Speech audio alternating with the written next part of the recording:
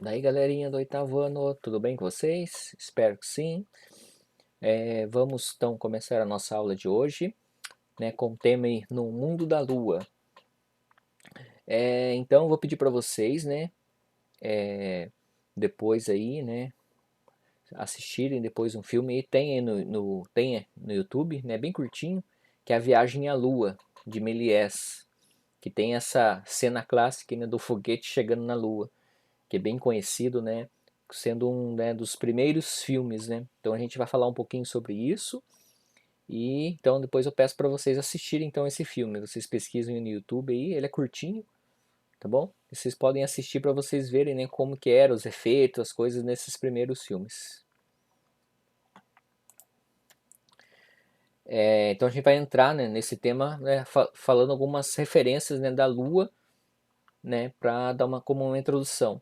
Ó, em 1969, o astronauta estadunidense Neil Armstrong esteve literalmente no mundo da Lua. Isso porque ele foi o primeiro ser humano a, de fato, né, pisar, né, no solo lunar. Quando chegou lá, ele disse uma frase que ficou conhecida por todo mundo, né? Uma frase assim que é bem lembrada, né? Ó, este é um pequeno passo para o homem, mas um grande salto para a humanidade, né? Porque foi uma conquista, né, incrível, né? Sair aqui do nosso planeta, né, ir para um outro lugar, né, um satélite, né, a Lua, né? E, né, então, para ele ali, né, foi apenas um passo, né, mas para a humanidade, né, foi coisas, né, como muitas coisas da tecnologia, né, que a gente tem hoje em dia aí de que foi feito pesquisas, né, que a gente utiliza, né, tem muitas coisas que a gente utiliza no nosso dia a dia, foi coisa desenvolvida, né, pelos astronautas, fazendo teste, coisa lá no espaço, né, então isso é uma coisa assim importante, né, um grande passo mesmo que foi para a humanidade. Ó, no entanto, mesmo antes desse feito histórico, a Lua já era visitada, né, há muito tempo no universo artístico.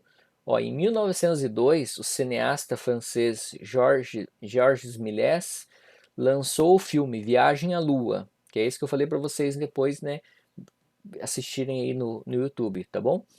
Ó, que é considerado a obra-prima da cinematografia de ficção científica da história. Inclusive, uma das imagens mais conhecidas dessa produção é o que você viu na abertura desse capítulo. Então, a coisa ali que você viu ali no começo, então é uma das cenas assim, mais conhecidas dessa produção. E foi, pensa, em 1902, ali no começo, né, da história do cinema. Ali sem tecnologia nenhuma, né, já criaram algumas coisas e o homem já imaginava nisso, né, de ir para a Lua, né, então já foram para a Lua, né, através de histórias, né, de ficção científica, né, através dessas.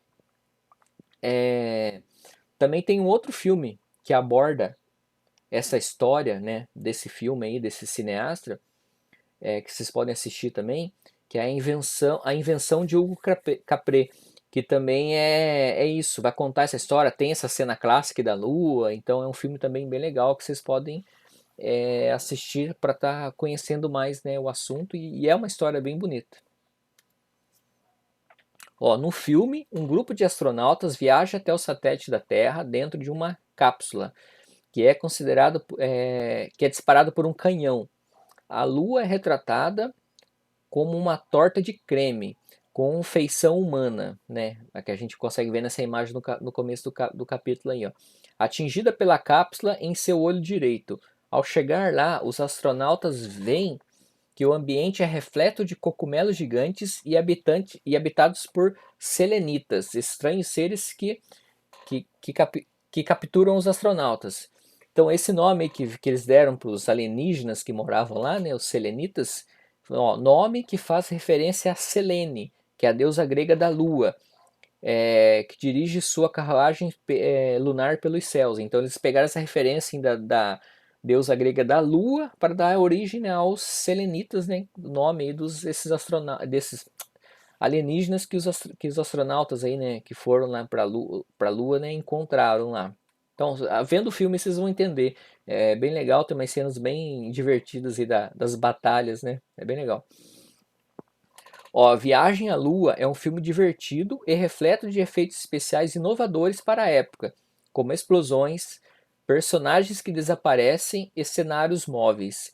Esse e outros truques cinematográficos foram criados de modo pioneiro pelo diretor Méliès, que além de cineasta era mágico. Então, nesse filme aí, tem muitas cenas que pessoas desaparecem, tem explosões, então na época era coisa que era absurdo, né? Hoje em dia com tecnologia a gente faz tudo, né? Mas nessa época não tinha nada. Mais sorte, né, que esse Méliès aí, ele era mágico também, então ele sabia fazer truques, sabia fazer essas coisas, então ele conseguiu fazer esses efeitos de pessoas sumirem, de explosões, né? Então ele foi pioneiro nessa parte de fazer esses efeitos, né, especiais no filme, que hoje em dia, né, esses efeitos são fáceis de fazer, né, entre aspas, né, com computador aí, né, com efeitos, né, pode fazer explosão até digital, né, não precisa necessariamente fazer uma explosão, ou faz uma explosão pequena, amplia essa explosão com algum efeito, né, então hoje em dia tem essa facilidade de recursos, técnicas e tudo, né, mas para a época, né, foi uma coisa inovadora, né, ter isso no filme deles. Ó, essa é outra cena do filme Viagem à Lua, agora mostrando um grupo de astronautas que em solo lunar observa a Terra iluminada. Uma curiosidade é que esse filme foi filmado em preto e branco, mas posteriormente teve versões colorizadas. Para criar o efeito colorido que você está vendo na imagem, cada fotograma era pintado manualmente. Então aí a gente tem uma cena colorida do filme, né? Originalmente ele foi feito em preto e branco. Como é que eles coloriram ele? O filme, né? Eles são pequenos, né, fotogramas, são pequenas fotografias assim em sequência que quando qualquer vídeo, né, assim. Daí quando você passa numa certa uma velocidade, esses é como se juntasse essas imagens e vai formando o vídeo. Então o que eles faziam? Eles pegavam ia pintando quadradinho por quadradinho desse. Demorava horas e horas e horas para fazer isso, mas eles conseguiam, né, deixar, né, o filme colorido com isso, né?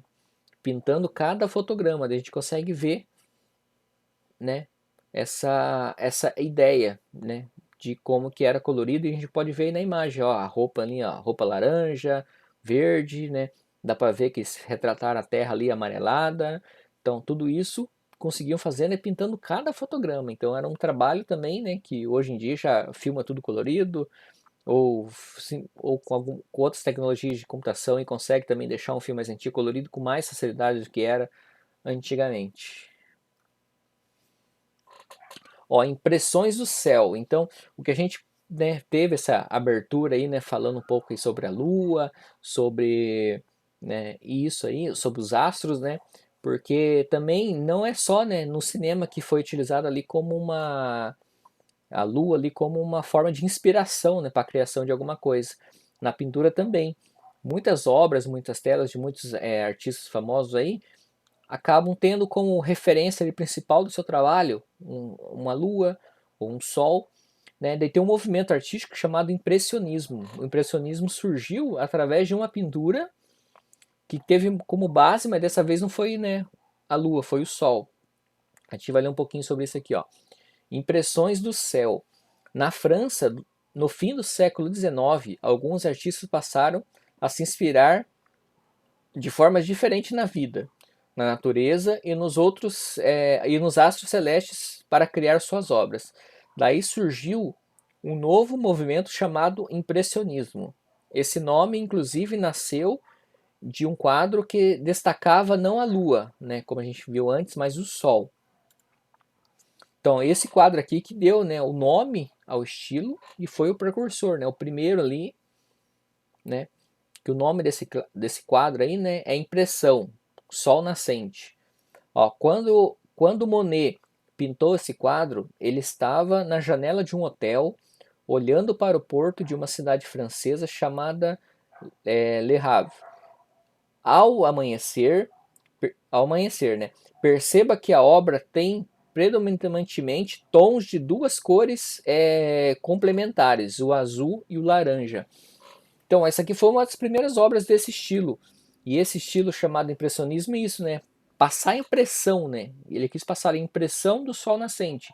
Então pode ver que é um desenho ali, ele não usa técnicas ali, ele, ó, não tem contorno, não tem muita forma. Então é mais essa tela mesmo, se você enxergar ela se você chegar diretamente nessa tela e olhar ela de perto, você acaba nem identificando muito os desenhos, você consegue enxergar melhor vendo de longe.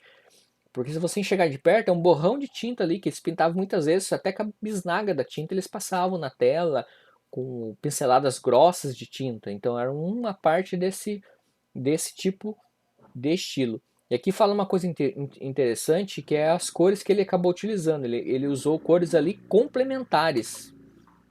A gente vai ver um pouquinho sobre isso aqui agora, né?